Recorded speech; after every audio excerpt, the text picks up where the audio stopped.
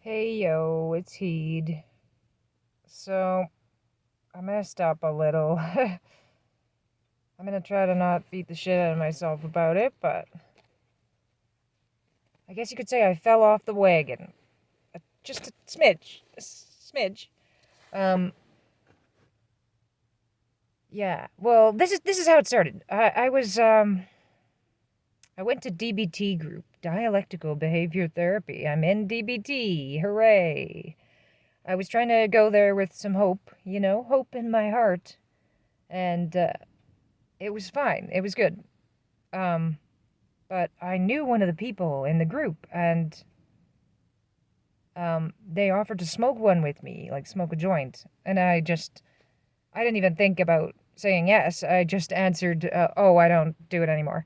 And she was like, all right then.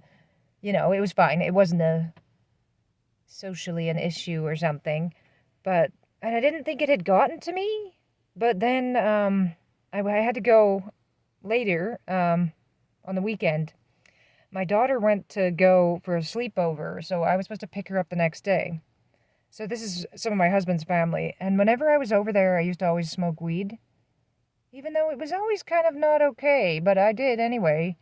Um, like the people our age there do too. Two of her children live with her. It's my husband's aunt. Two of her children live with her, so his cousins, and they both smoke weed. Like I used to smoke one of their bongs all the time because I didn't have my bong anymore, and I'd be like, "Hey, can I use your bong?" Just because a bong is nice. Anyway, so I was kind of thinking about it. Well, it was this weird social situation. It was an awkward social situation. I don't know if this is what it's always like there. Like maybe this was just perfectly normal, but like, so there was the husband and the wife, like the parents, except for it's just a stepdad, and the kids were already grown up when they got married. Anyway, so there was the two of them. The aunt was on her laptop and he's looking at his phone, and then there was their daughter, like her daughter, who's the mom of the cousin. I'm making this so confusing. Anyway, so three adults, I'm just saying. Three adults all looking at different devices, no one really talking. And like I came in with my son and he wanted to like play there and whatever. And like I was talking about whatever, just, my usual not thinking very thoroughly through what I was going to say before saying it. I mean, before going there, so it was me and my son in the van, and I was like, okay, so these are the things we won't talk about there. I was kind of just like going over it for my own benefit to be like, we won't discuss this stuff. And then I was just thinking, like, what the hell? Like, you know how when you don't want to think about something, it's like all you're going to think about? It's kind of that type of thing. I did end up kind of talking about it. Like, I talked about us being poor, being freaked out about it. Well, the aunt, co signed our lease. And so she's kind of on the hook if we're having problems with money, which we are. Um, but we also paid 2 months ahead for our lease. Like we're 2 months ahead from when we started, and we've never dipped into that. So, like theoretically, I think the way it works is like we could miss a month of rent and it would be already paid for because like we're 2 months ahead. Considering that, we should just do that. I wonder if we could just ask. I mean, it's coming up close. I wouldn't want to leave it like cut it close. That seems like a phone call type of situation too. I'd have to phone the landlord and say like, are we able to use one of those months just to like help us feel secure for the next one, right? I don't know. Yeah, it sounds like a conversation that might require you to have tact, right? Carefully worded. You don't want them to feel too freaked out that you don't have money, but the truth is you really don't have money, right? And it's like, why did I just say it then? No, don't say it. Make it seem like everything's fine. Oh yeah, it's gonna be just fine. No, no worries. I don't see any.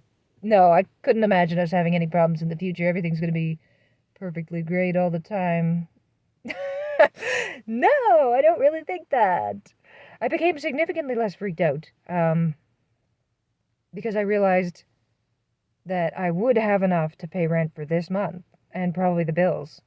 But then after thinking about it a little more, I was like, oh, but you don't need only enough money to pay those bills. You also need enough money to like have food the whole time until you get more money. And then you're relying on that more money for the next month's rent. Like,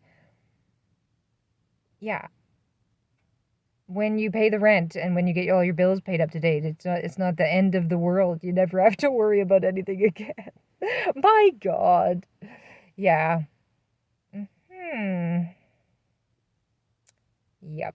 Some of the stuff I've watched about ADHD really makes sense with this because, like, thinking about time that's coming up is a real shortcoming of mine. Like, I tend to get really stuck on a specific event. Like, there'll be one thing in the future that I'm like, okay, I gotta, keep your eye on the ball for that. Make sure you're gonna get that done.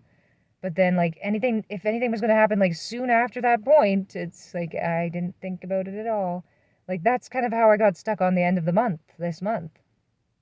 Like, for the beginning of February, right? I was like, all these bills that are gonna come out, I just want to make sure I have enough money for that. But it's like, well, you're still gonna have to live your life after that point too. Anyway, I gotta cut it short, I guess. I feel like I could go on and on. I'm gonna try to make more videos, guys. I don't want to be a person who disappeared. See you around.